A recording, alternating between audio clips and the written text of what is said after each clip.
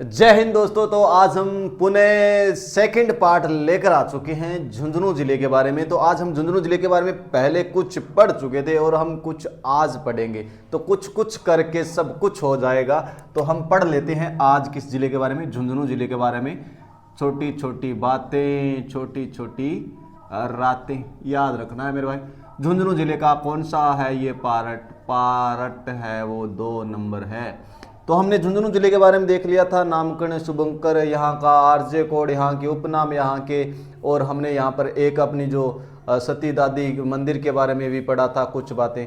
तो आज हम पढ़ने वाले हैं झुंझुनू के अंतर्गत है दरगाह। यहाँ पर क्या है, दरगाह है। और झुंझुनू जिले में है 2 दरगाह।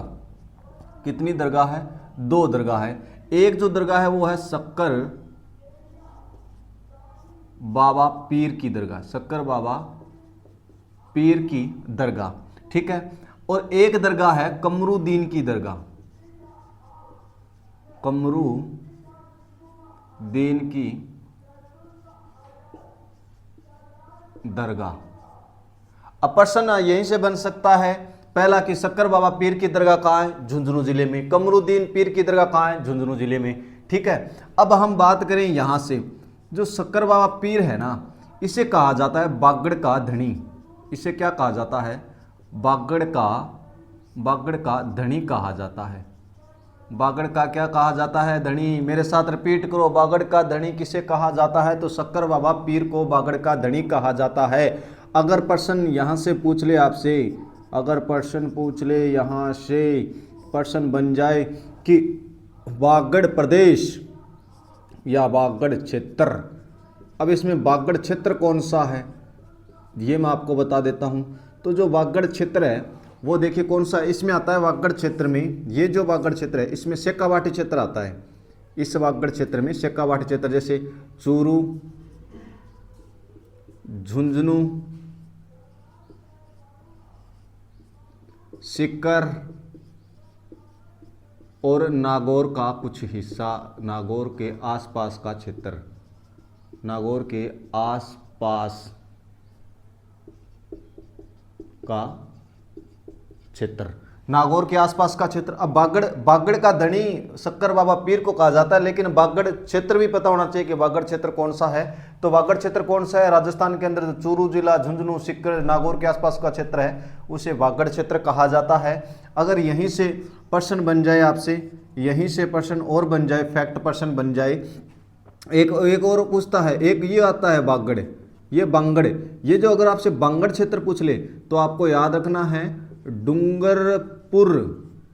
डूंगरपुर और बांसवाड़ा का जो क्षेत्र है ना, वो कौन सा है?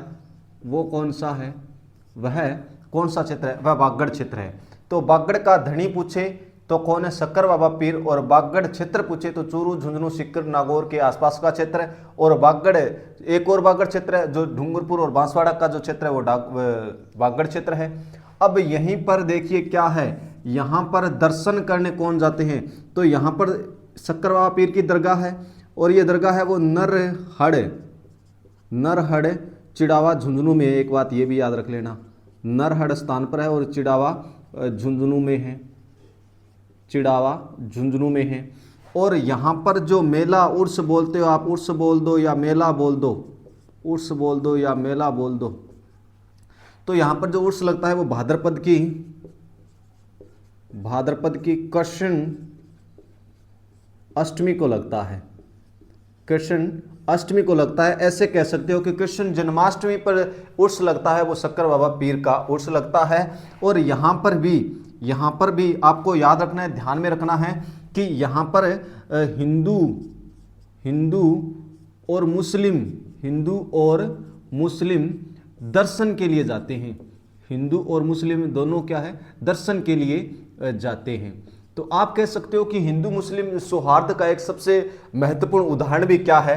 शक्कर बाबा पीर की दरगाह पर ये एक यहाँ के लिए उदाहरण है। यहाँ से प्रश्न बन सकता है सीधा का सीधा डायरेक्ट कि जो कमरुद्दीन की दरगाह है वो कहाँ है? तो आपको याद रखना है झुंझुनू में है। और एक यहाँ से प्रश्न आया हुआ था, पीछे आया था कि शक्कर बाबा है वो किन के शिष्य थे? शिष्य किन के थे? तो ये जो शिष्य थे ये सलीम चिश्ती के शिष्य थे। किनके थे? सलीम चिश्ती, सलीम चिश्ती के क्या थे? शिष्य थे। तो एक बार शक्कर बाबा पीर को रिपीट करते हैं, बार बार रिपीट करोगे तो जीके को याद करने का ये सबसे आसान तरीका है। एक तो बार बार रिवीजन करो, और एक सबसे महत्वपूर्ण तरीका है चीज़ों को जोड़ते चलो। जिस प्रकार से यहाँ पर पूछा है कि शक्कर बाबा पीर है, उसकी दरगाह है वो कहाँ है, तो झुंझुनू में है, और इन्हें बागड़ का धनी कहा जाता है। और बागड़ क्षेत्र जैसे जोड़ दिया हमने, बागड़ नाम आया तो बागड़ क्षेत्र जोड़ दिया। अब चूरू, झुंझुनू, सीकर, नागौर के आसपास का क्षेत्र बागड़, और यहाँ बागड़ आया तो हमने बांगड़ भी जोड़ दिया, साथ में डूंगरपुर और बांसवाड़ा वाला क्षेत्र आ गया। अब ये नरहड़, ये यहाँ की जो स्थिति है यानी लोकेशन, ये क्या है? लोकेशन है, कहाँ पे है? तो ये आपको बता दिया कि नरहड़, चिड़ावा और झुंझुनू में है। और उस या जो मेला पूछ ले आपसे तो आपको बता देना है भाद्र कृष्ण अष्टमी को यहाँ पर मेला लगता है। और हिंदू मुस्लिम यहाँ दोनों क्या है? दर्शन करने के लिए जाते हैं। और एक बेहतरीन उदाहरण है यहाँ का हिंदू और मुस्लिम के लिए। और ये शिष्य पूछ ले किसके हैं? तो सलीम चिश्ती के क्या है? शिष्य है। तो ये आपको याद रखना है। अब यहीं पर झुंझुनू में भी है सैनिक स्कूल। यहाँ पर क्या है? सैनिक स्कूल है, राज्य का दूसरा सैनिक स्कूल है। पहले तो मैं ये बता दूं, सैनिक स्कूल है 2, राजस्थान में 2 है सैनिक स्कूल। एक तो है चित्तौड़गढ़ में, पहला है चित्तौड़गढ़ में, प्रथम जो था वो सैनिक स्कूल कहाँ था? चित्तौड़गढ़ में, ठीक है। और अब जो दूसरा जो सैनिक स्कूल है, दूसरा सैनिक स्कूल वो कहाँ है? झुंझुनू में है, ये याद रखना है, झुंझुनू में है। और अब तीसरा बनने जा रहा है, तीसरा बनने जा रहा है, प्रस्तावित है। क्या है? प्रस्तावित है। और ये जो प्रस्तावित है तीसरा, ये कहाँ है? तो ये आपको याद रखना है, मिर्जेवाला। और ये जो मिर्जेवाला कहाँ है? ये श्री गंगानगर में है, श्री गंगानगर में है, श्री गंगानगर में है। तो राजस्थान में सैनिक स्कूल कितने हैं? 2। कौन कौन से? एक चित्तौड़गढ़ में, एक झुंझुनू में, और तीसरा प्रस्तावित है कहाँ है? मिर्जेवाड़ा, श्री गंगानगर में। अब ठीक है, अब यहीं से प्रश्न आता है, एक प्रश्न और पूछे बनाए हम झुंझुनू से।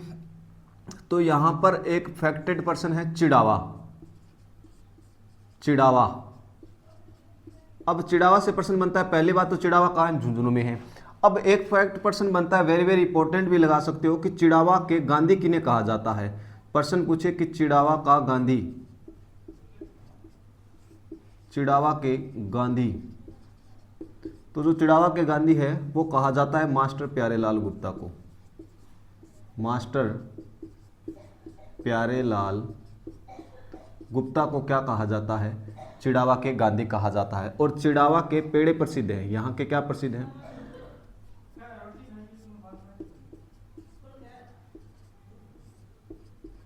प्रसिद्ध, तो यहाँ के जो प्रसिद्ध हैं वो पेड़े हैं, पेड़े प्रसिद्ध हैं। चिड़ावा के गांधी पूछे तो मास्टर प्यारेलाल गुप्ता को चिड़ावा के गांधी कहा जाता है। और प्रसिद्ध की बात करें तो यहाँ के पेड़े प्रसिद्ध हैं। और गांधी कुछ और याद लिख लेना, याद कर लेना, नोट लगा के इंपॉर्टेंट डालकर। मेवाड़ के गांधी पूछे, मेवाड़ के गांधी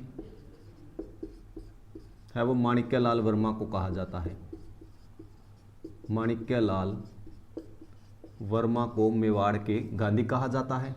अगर पूछे मारवाड़ के गांधी, मारवाड़ के गांधी पूछे तो आपको बता देना है जय नारायण व्यास, जय नारायण व्यास को कहा जाता है। अगर पूछे शेखावाटी बागड़ के गांधी पूछे, बागड़ के गांधी पूछे तो आपको बता देना है भोगीलाल पांड्या को कहा जाता है, भोगीलाल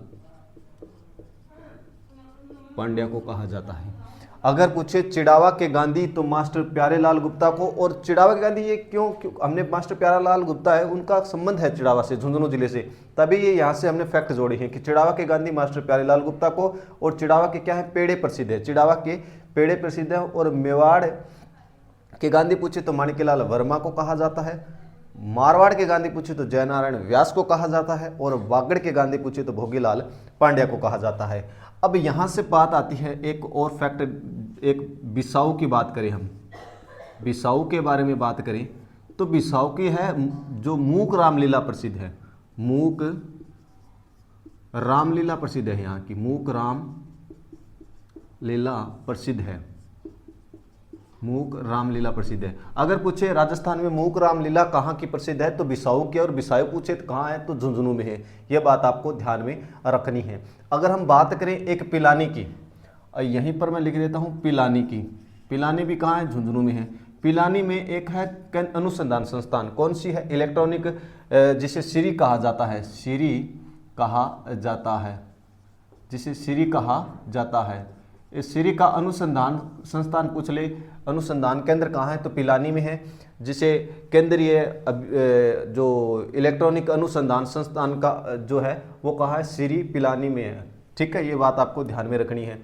तो झुंझुनू जिले के बारे में ये कुछ छोटी छोटी बातें। और एक चीज़ यहाँ पे एक फैक्टेड चीज़ें और है, मैं लिख देता हूँ, पहले इस चीज़ को अरेज करते हैं।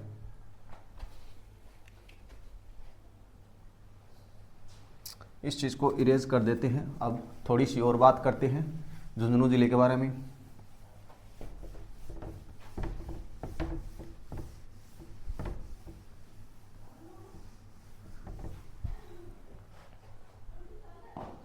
अब आपने सुना है नाम मंडावा। मंडावा कहाँ है? झुंझुनू में है। मंडावा कहाँ है? झुंझुनू में है। और यहाँ की कुछ हवेलियाँ हैं, जैसे गोयनका की हवेलियाँ, गोयनका की हवेलियाँ, हवेलियाँ। अब जैसे प्रश्न बने कि गोयनका की हवेलियाँ राजस्थान में कहाँ की प्रसिद्ध है तो गोयनका, मंडावा और झुंझुनू की प्रसिद्ध है। और यहीं पर है सागरमल की हवेलियाँ, सागरमल की हवेलियाँ। ठीक है। और एक आपने नाम सुना होगा महनसर, महनसर। यहां पर क्या है? राजमाता का कुआं है, राजमाता का कुआं है, राजमाता का कुआं है। ठीक है। एक झुंझुनू जिले के बारे में अगर फैक्ट और चीज़ें डालें तो यहाँ पर झुंझुनू जिले में आपको एक चीज़ और याद रखनी है कि यहाँ का जो शुभंकर था ना, मैंने एक चीज़ यहाँ पर थोड़ा सा मैं पीछे छोड़ दिया था, मैंने यहाँ पर शुभंकर था वो काला तीतर था, ये भी मैंने पीछे बताया था। पर यहाँ पर एक फैक्ट और डालना भूल गया था मैं, वो नोट अगर आपसे पूछ ले कि काली क्रांति का संबंध किससे है, काली क्रांति का संबंध किससे है, तो काली क्रांति का जो संबंध है वो पेट्रोलियम से है, पेट्रोलियम से है। ये फैक्ट भूल गया था भाई पीछे में बताना। ठीक है।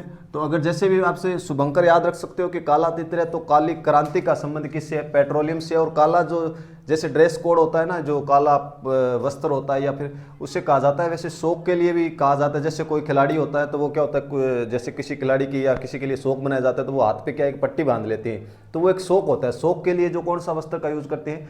काले वस्त्र की या काली पट्टी का यूज किया जाता है। और काली क्रांति का संबंध पेट्रोलियम से, और काला तीतर है वो शुभंकर है, किसका है? झुंझुनू जिले का। ये बात आपको ध्यान में रखनी है। और छोटी छोटी बातें हैं वो हम नेक्स्ट पार्ट के माध्यम से बात करेंगे। आज हम इतनी ही बातें करेंगे। इसी के साथ जय हिंद।